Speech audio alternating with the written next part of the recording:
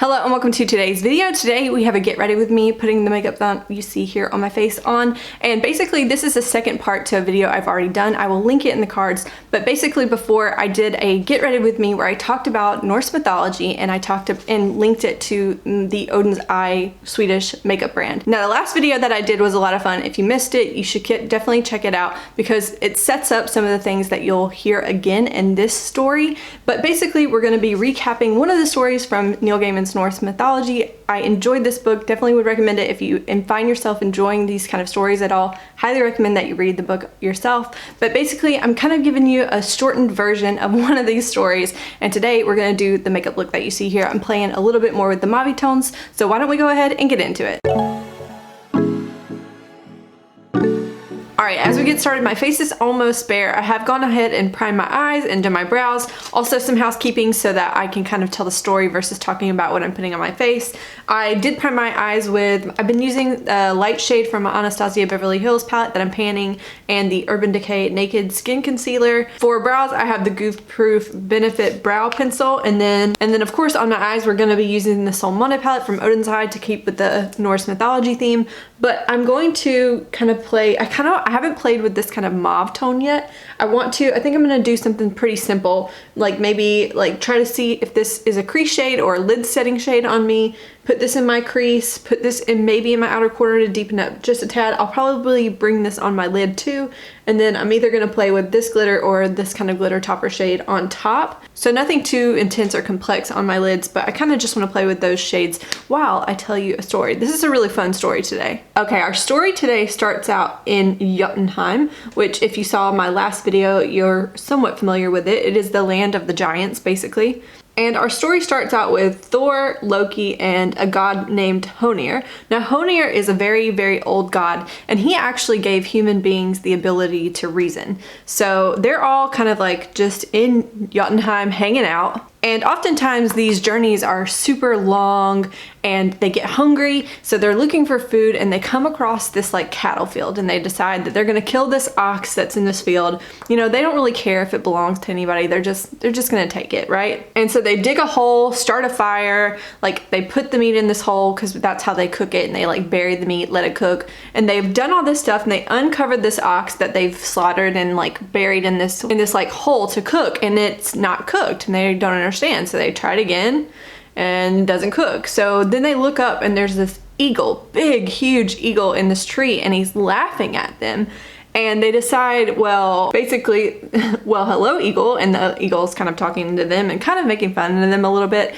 and they decide, well, you know what, if you'll help us, we'll give you some of our meat. Just help us figure out how to cook this ox. So the eagle swoops down and like creates this big fire, and the meat eventually cooks. And they uncover it, and Loki and Thor and Honir are super excited. They're about to eat, and the eagle swoops down and takes two big like pieces of the ox, and Loki, being the little like, let's see, how should I describe Loki? He's a little bit, he's just kind of a butthole, and so he's like kind of pissed that this eagle has kind of swooped down and taken their food, even though they've told him that if you help us cook it, we'll give you food. Loki's kind of pissed, and he takes his spear and like stabs at the bird, and is going to try to like knock the bird down, right? So he stabs at the bird, it sticks in the bird's side, and all of a sudden Loki is lifted up into the air and like being carried around by this bird because his spear is stuck in the side of this giant eagle. And so Loki finds himself being dragged by this eagle. This eagle is dragging him through treetops, he's dragging them close to the ground, he's dragging him over mountaintops, and Loki's just essentially getting the crap beat out of him to the point where he says his like shoes are destroyed, and he's literally worried that he's gonna die. He's like, please, he starts pleading with this eagle, please, like, don't kill me. If you keep doing this to me, I'm going to die, basically. And so the eagle says, all right, I'll let you down under one condition. You bring me Idun. Idun is a goddess that lives in Asgard with the other Aesir. She is this beautiful kind of described as kind of like calm and sweet and very pretty. And she is a caretaker of the apples of immortality. So this bird is like, you know, I want you to bring me Idun and bring me her apples, and I'll let you live, basically. So Loki kind of reluctantly, like usually Loki is like someone who thinks he can outsmart just anybody. And so he often often is like super like confident in his ability to get out of situations, but he kind of reluctantly is like, all right, I agree, just don't kill me. And so the eagle takes him back to Thor and Honir, and they drop him off, and they kind of like go about their trip and finish eating. And the story kind of cuts back to Asgard all of a sudden. When the trip's over, they're back in Asgard, and Loki has to figure out a way to get Idun to this eagle, right? So he goes to Idun, and again, Idun is this sweet, kind of unassuming person. She's not really the biggest fan of Loki. Not a lot of the gods really enjoy Loki. I think he's more tolerated and also slightly needed by the gods. But again, not a lot of people are like his biggest fan. And Loki says, hey, I need an apple, please. And she looks at Loki, and she's kind of inquisitive, and she's like, you don't look old. Now, this is the thing about these gods. They are gods. They do have these abilities and stuff, but they still age. They still get old. They still get like arthritis kind of symptoms. And then they go to Idun, and they get these golden apples of immortality, and they eat them. And that's how they like become youthful all of a sudden. So like she's a very important person to them. If these gods didn't have these apples of immortality, they wouldn't be as special as they are. So Loki kind of is like, yeah, I promise that like I might not look it, but I feel it. I can feel my back is hurting. I'm feeling age coming upon me. Can I please have one of your apples? And she's like, okay, yeah, sure, of course. And she hands him his golden apple, and he eats it whole. And then he starts going, man, you know what? I thought your apples were going to be better. You know, I really did think that they were going to be better. And you know what? I saw this tree up on this hill in the woods, and it had these beautiful apples. I'm pretty sure they were apples of immortality, and they might even be better than your apples. Like, I'm just telling you based off looks, these apples were some of the best apples I've ever seen. And he was basically obsessed in beauty terms. So Idun is just stunned. She's shocked. She's like, my apples are very good apples. Like, maybe I should go see these apples. And he's like, okay, yeah, you should go see the apples. We're part of the way there, but I need to get her to bring her apples with her, right? So he says, yeah, but like when you get to the tree, to this beautiful like apple tree, how are you gonna know if these apples are as good as your apples? Like, what do basically, how are you gonna know? And so ultimately, Loki has tricked Idun into bringing her apples. She's like, yep, oh, I'll bring my apples with me to the tree, and we can compare them like on the tree, whose apples are better. And Loki's like, oh, that's brilliant. That's such a great idea. You're brilliant. So they make this long trek into the woods, and she starts to get a little worried. She's like, are you sure there's a tree up here? I don't see anything. I don't see any apple tree. I think maybe this is not right. And Loki, of course, is reassuring her and saying, oh, no, we're okay. We're almost there, I promise. And then all of a sudden, this eagle swoops down, and he takes Idun. And as he's flying off, he reveals himself to not be an eagle, in fact, but he's a giant. And he kind of gloats that now that I have Idun and her apples, that all of you gods will be kind of doomed to turn old, and you'll never be like this powerful thing that you are now. And he kind of gloats and flies off. And of course, Loki kind of at the moment doesn't even like feel bad about what he's done. He's kind of just like, huh.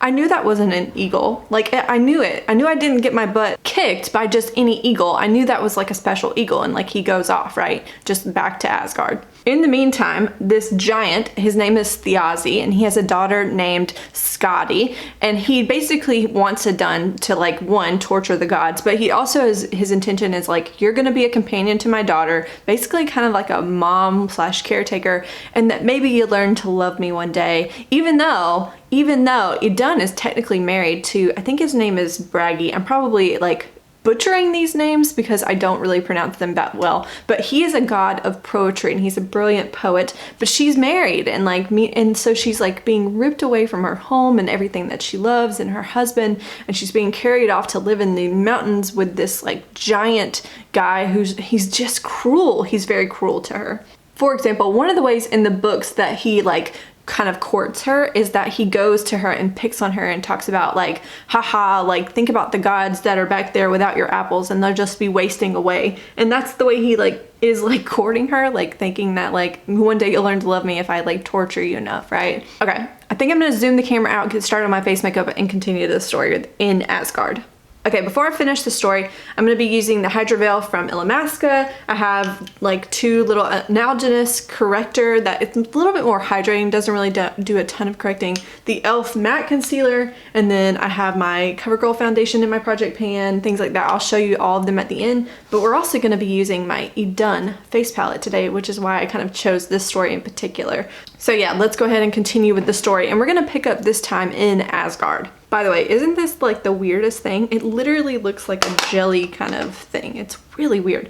Anyways, so we're picking up in Asgard, and it's been years and years and years since Idun is gone. Like, people just kind of didn't really know where she went. They kind of assume Loki had something to do with it because, let's be honest, everybody knows he was the last person with her. But they can't like prove anything, and for a while, which this is kind of a messed up part of the story, for a while like nothing gets real, like nobody tries to go look for her, or maybe they do but they don't talk about it that much. But you know, years and years go by, and basically now these gods are starting to turn old.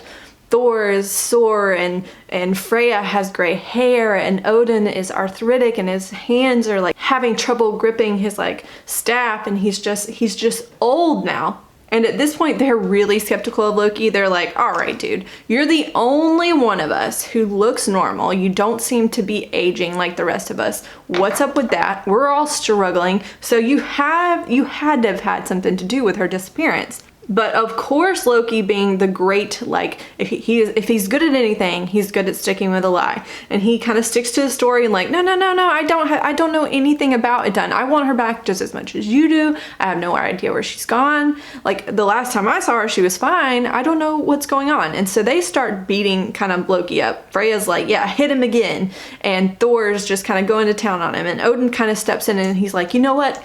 Stop. We're gonna let him be fully healed, or like, we want him to be healthy because we're gonna torture him and kill him. I'm done with him. He's no good. And Loki kind of says to them, no, don't do this. I will help you find her. I want to find her just as much as y'all do. Like, let me go look for her, and if I find her, then we can forget about this whole torture kill thing that you have planned. Like, let me try to find her. If you wanted to find her, you should have just said so. I'll help you find her, right? And these gods kind of like reluctantly again agree, and they're like, all right, Loki, if you can find her, we won't kill you. So Loki kind of says, great, I need 2 things from you. I need you to kind of help me set this kind of like this little contraption up. I need you to get these big wood chips and set like this area up, and when you'll know the time when I come back to set them on fire. And then I also need Freya, which I've talked in the last video about how these gods have these like beautiful and like very special tools and items that they use, and Freya has a falcon feather cloak, and he's like, I need her cloak, and she doesn't like Loki at all. That's a whole nother story that I could have gotten into today. But she's like, you know what? I don't think I should give you this cloak because I don't trust that you're not going to just fly off and not come back, but I'll give it to you. And they give him the cloak, he puts it on, and all of a sudden he can transfer himself into like this falcon, which Loki is already a bit of, he's a little bit or more magical than some of the other gods. I think he's really very like more skilled with magic than probably anyone else is. And so Loki transforms himself into a falcon, and he flies all the way to Jotunheim and perches up on this tree by Thiazi's house, and he can spot and see Idun in the house, and she is just, I mean, it's been years, mind you, and she's still sitting there just crying. And he waits for Thiazi to leave the house. Like, Thiazi's just going throughout his day. He's no longer in like eagle form, right? He's like living his normal life as like a giant. And he goes out to this boat that he was gonna sail out and go fishing on, which is one of my favorite parts of this story, is just the grandeur. Like, I think the way Neil Gaiman describes it is that this boat is literally as big as a whale, and he just gets on it, and it's just a little rowboat to him, and he like rows himself out to sea and goes fishing for the day, right? Which again is super fun, super cute, the grandeur of these worlds and just how different they can be. So yeah, Thiazi is out fishing, and so the falcon, or Loki, kind of goes to the window and kind of like puts himself through the window and says, hey Idun, it's me. I'm not actually a falcon, it's Loki. I'm here to save you. Aren't you so happy that I'm here to save you? And she's like, you're the reason I'm in this mess. Like, no, I'm not happy to see you. And he's like, I know. But like, that was old Loki. New Loki, he is just a hero, and he's here for you. And so of course she ends up having to kind of trust Loki enough to get her home. So she's like, yeah, okay, I'll trust you. Please get me out of here. Let's leave. And so Loki transforms, he uses his magic and he transforms her and her apples into like a little hazelnut. And he carries her all the way back where he starts his trip back to Asgard. Meanwhile, Thiazi is getting home from his fishing trip, which didn't go well, so he's already kind of ticked off, and he notices that she's gone, but he sees this falcon feather on the floor, and he's like, oh, no. He knows immediately something's up, and he knows that she's got to be headed back to Asgard. There's no way, you know, I just know, I have that intuition that I know where she's going. So he transforms himself into eagle form, and he starts chasing Loki as a falcon, right? So there's this giant two birds in the sky and they're chasing each other. So this falcon is being chased by this eagle, and right there as they start to get to Asgard, Loki, he can see the castle walls or the like boundary of Asgard, and Freya's there and Thor is there, and they're kind of looking at each other like, is this the signal that we were supposed to look out for? And Freya's like, yes, now. And they light these wood chips on fire, and it takes a minute for them to catch fire, but right before they actually catch fire, Loki in falcon form swoops in, and then the fire catches, and Thiazi in eagle form, he can't slow down at this point, he can't do anything about it, and he runs directly into these flames, and it burns off all of his feathers, and he kind of crash lands in Asgard. So now you have this giant in giant form. Since Thiazi's wings have burned off and like his feathers have burned off, he's changed to giant form, and he's laying in the middle of Asgard, and you know, probably about to get up and wreak some havoc, but Thor walks over with Mjolnir and bashes in his head, and he dies. So essentially Loki's kind of saved the day. Idun is back. The gods are very happy. They take her back in and they eat the apples and they become young again, and they're celebrating for a while, right? But then you have to remember that Thiazi had a daughter, right? Scotty, I think is her name. Yeah, Scotty. I always forget her name. I have to check my notes. But yeah, so Scotty, you know, she realizes my dad's not coming back. Something's wrong. She gets wind of what's happened in Asgard, and she makes a trip all the way to Asgard to avenge her father's death. Well, I know when I was reading this story, I thought to myself, like, okay, there's definitely going to be like a fight, right? But no, she gets there, and of course she's very angry. She's there to avenge her father's death for sure, but there was like, I guess the way of the times was that they negotiated, and so what they ended up doing was negotiating that they would give her 3 things: that she needed a husband, a new companion to take her father's place, and that she hadn't laughed since her father had died, so she wanted to laugh, and then she also wanted her father to be remembered somehow.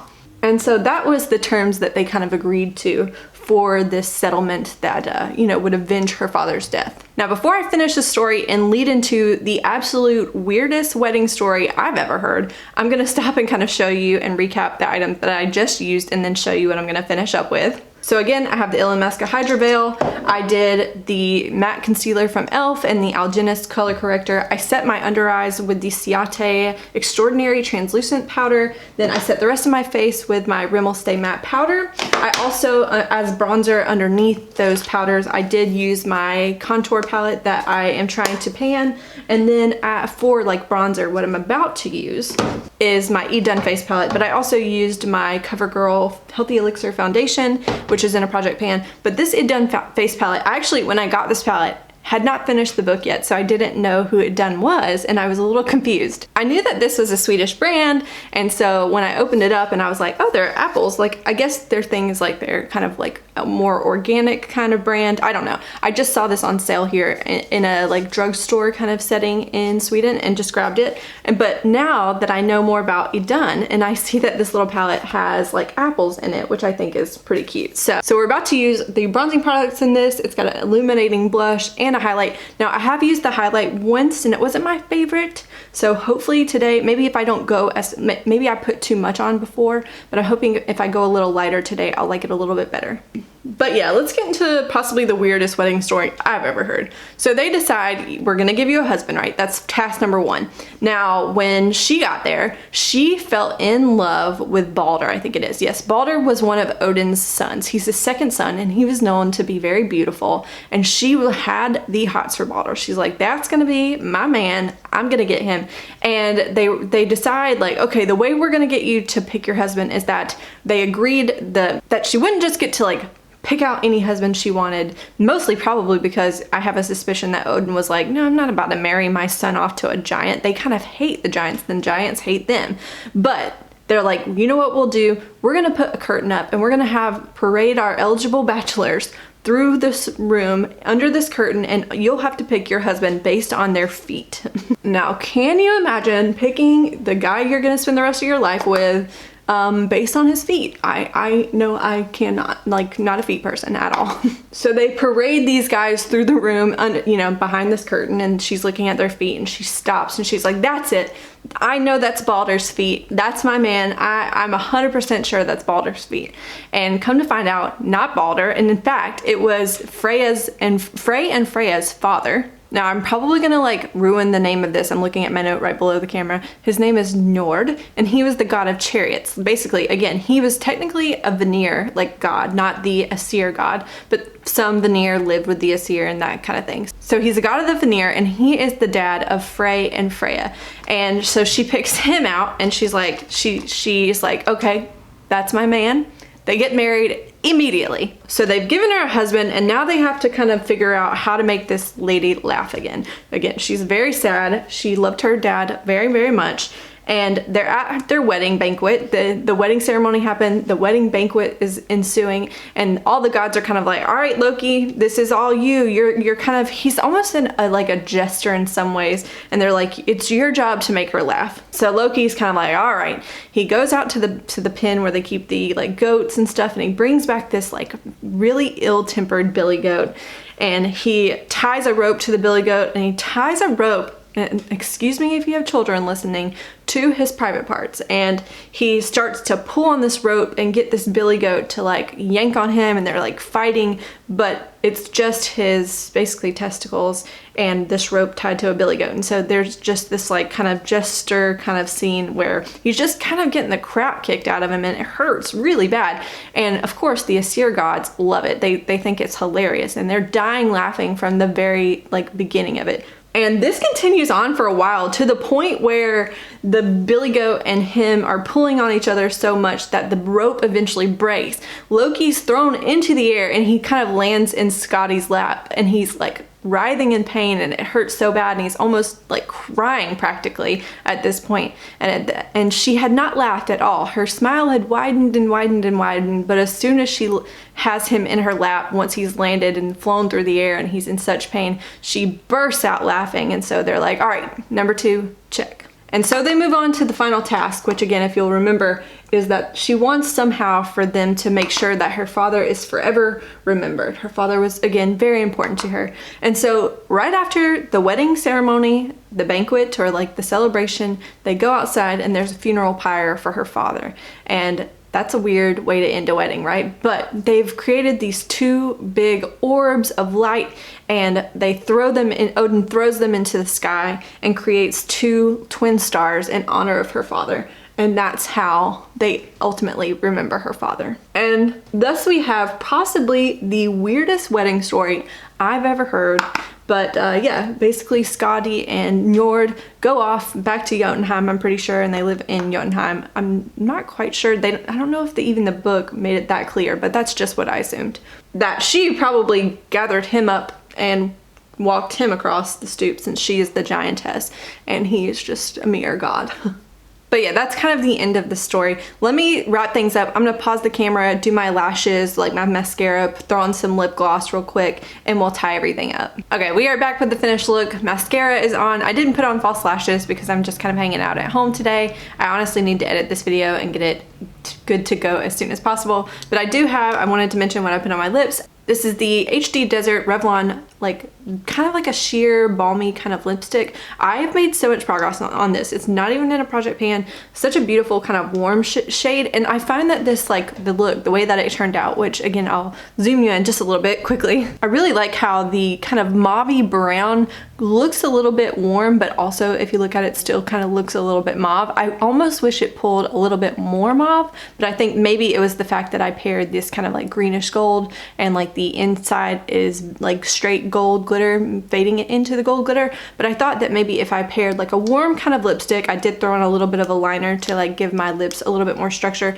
And then I topped it with like a cool tone kind of mauve sheer gloss from Buxom in the shade Star. And I like how that's turned out. This is a pretty, like, I think the lip matches pretty well what I would like kind of describe as the like crease shade, which that was fun. But yeah, this is the final look. I do wish these earrings were apples because that would be the ultimate tie-in to the story about Idun and her apples and about Oden and the Aesir, and kind of also mostly, I feel like, I don't know if Loki is not necessarily the star here, but he's like always in most stories. He is such an essential part of so many of the like Norse mythology stories, but he's not always featured in the best way. So Loki was a fun little story add-in, but I enjoyed learning about Idun, I know personally. So I thought you all might enjoy it. Let me know in the comments what you think, and if you're interested in another one of these, I think I have enough of a storyline to do one more story, and maybe the next one would, I could kind of split up into like 2 smaller stories. This story was very large, had a lot going on in it. But yeah, I would like to kind of do one more look maybe if you're interested. And then also there's one more kind of color story in this palette that I see when I look at it. Like, we played with the purple, we played with the mauve tones today. Maybe the next time I could play with this kind of like mustard yellow and the orange. So yeah, again, if you're interested, let me know. Make sure you say hello, and I will see you in the next one. Bye.